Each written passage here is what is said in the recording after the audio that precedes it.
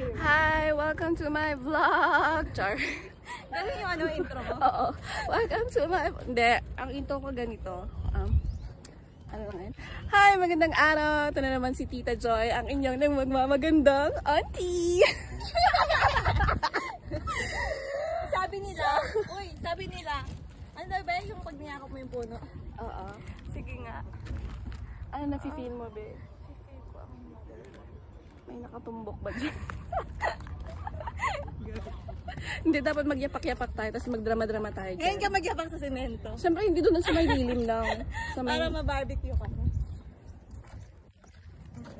So, nasa Mamzar kami ngayon at kita nyo naman, may chai kami.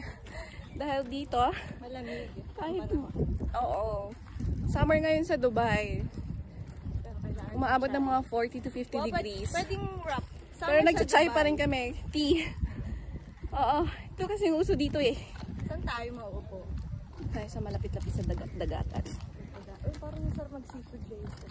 Truly. Kaya nga sabi ko doon tayo sa bukat niya. Oo, kasi seafood may ano dun. Masarap yung shrimp. Kaya nasi-shrimp ka ba? Okay lang din. Kajun sa mga dampa. Anong paluto ba yun? Gagi, nahihirapan ako maglakad. Paluto ba? Papakita ko sa inyo ang Mamzar. Ito. Ang ultimate park ng bayan sa Dubai. Ayan, maraming kapunuan. At maraming kabebehan. Ayan, ganyan. Makikita niyo yung dagat, ang ganda. Maganda yung dagat nila dito, mga bi. Kalmado. Kalmado lang siya ba?